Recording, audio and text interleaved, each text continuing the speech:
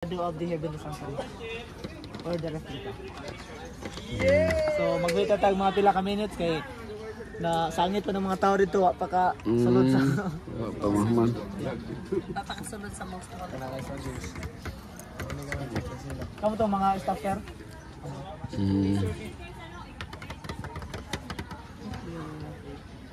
Ano kalim di si Ma'am Lasandera sa? Wala, kuman pa sa nga sige ulan ng NBC. Ha? Kuman nga sige ulan ng NBC. Oh. Na si Elijah dito nagampo nagano. Ano to? No, kuman sige ulan. Nagsige ko lang na. friend namang nagtingta to si Alex. So From Cebu. wala pa din mo kaila sa ko ano? Oh. Ako yung tour guide, I'm Nathaniel Mahilom Dito niya no. from Leyte. Waray Subano. Oh. Yeah, mau pa nakulot. Maiha ka na ngayon. Hindi. Ay, kaha. Biliran po. Biliran. Sagol. Sagol. Ako mama, ang kuan man gud ang biliran is murag dagag lengguwahe. Abot sa Kawayan. Sa Kawayan. Kawayan is Waray. Bisaya. Pag abot sa Proklangka padung sa Kulaba. waray na tanan. So, gikan sa puro santol, naghilak pa. Sa langka, nagtuok na. Sige. Okay. Ato sir. Sige. Sumari ni siya. May baka. Okay. 2 minutes before tayo musulod dito sa sanctuary. Ang mga bata no kaya mo kung igan ba pag di maminaw. Sige. Pinati sa kabat diri nga ilag ug ipang dalay lang mga ginikado mo dali mo kay narin tuma sa tali mo tanaw to ba kay excited kuno sila. Pag abot diri nga tuma campers ba. Sige pag dili mo maminaw kay kamo mong ihala dito sulod.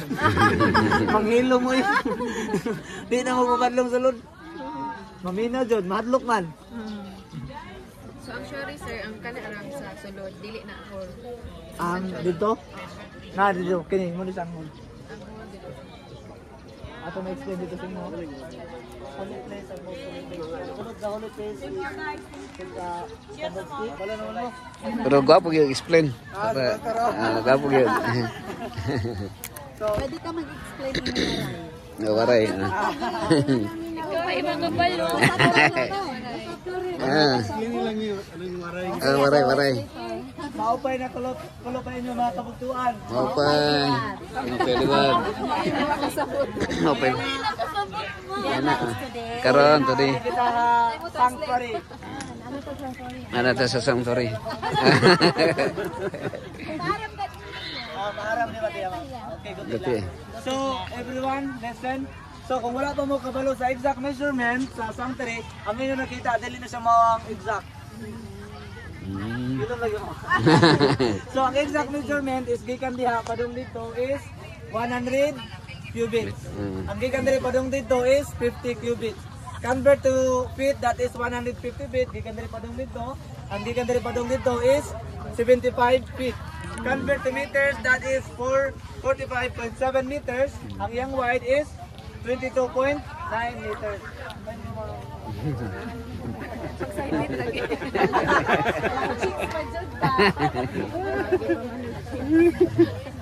Pastor. So ang sanctuary is gikamira na siya of white linen or puti.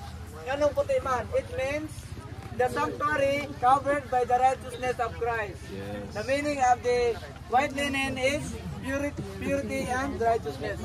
So the sanctuary is covered by the righteousness of Christ. Sanctuary.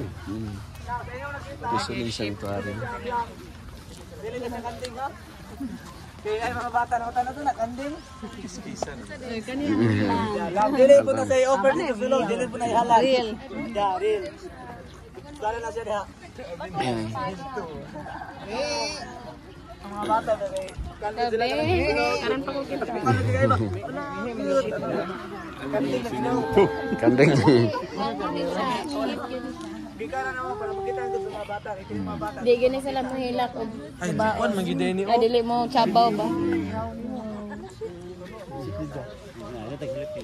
Sige, college. Ang nagkaraan sila. Ila ko gumantay sa companies. Sa Iloilo i-transport siya diri. Kanan ka na mga container din nakita. Ilo, kang haman rin nga kuan. Dili kay pasok kani. Terso haman rin. Dayon gi-set up. Okay, kanan sa diri symbol lang. Gipahulam. Okay. Okay na, di ba? Okay na. So, nakabalo naman siguro may tabloid ako niya. So, ang kini siya, muna siya ang characteristic ni Jesus Christ. So, kada color is na siya ay mga symbols. Okay, ang white is, ano ito? Purity and righteousness. Ito, pagbunumag eh. Kami sa istorya. So, ang kining blue is? Loyalty. No?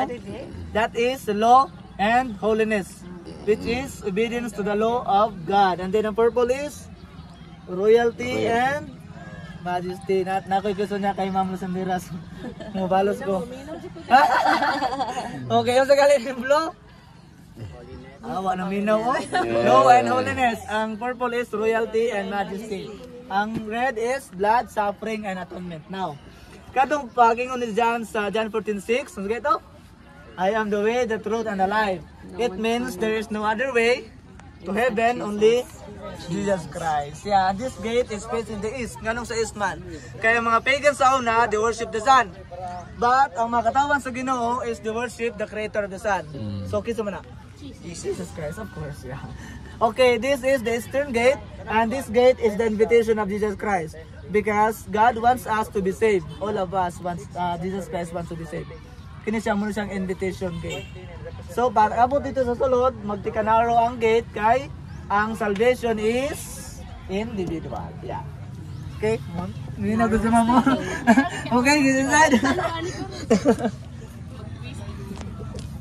Dugang na mo, kamay kadugang eh. Baka magiging may mga bakla na isang pari, pari lang mo, may bambu lang mo rin mo. Ay, ato man mo ma'am.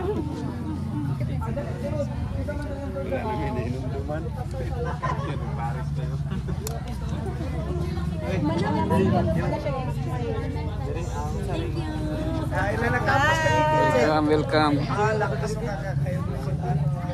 Welcome. Okay, so there is ako ako mga tao. Dara, Dira, dara. dira ta. Dara. Dira, dira, op, dira, dira. Diri sa ta. Now, sa iyo nakita, dili na siya tinuod ha. Ang kini is muna siya ang lamb, goat or scapegoat, and sheep. So ang kini diri ang makita is muna siya ang it is symbolized Jesus Christ. But except ani, it is represent Satan. So now, pagkahuman pa sa kini sanctuary na ay mga penitent sinners, mudala dito sa sanctuary, mudala sila sa offering. All clean animals. Yeah, and then pagkahuman, ang buhaton sa penitent sinner is ibutang niya ang kamot sa ulo and then he confesses sin silently. Pagkahuman, ihatag sa priest ang knife and then ang mag-slice sa throat is the penitent sinner. And then pagkahuman, saluron sa priest ang blood and then magawa sa dayan ng penitent sinner. Okay? All things clear? Yan ang kawiran ng blood. Knife, bone.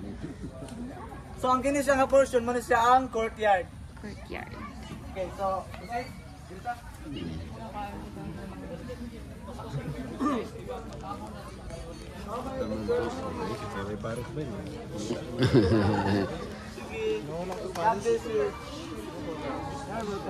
Okay. So now, ang tagandala mo short background sa akuan, sa altar of sacrifice.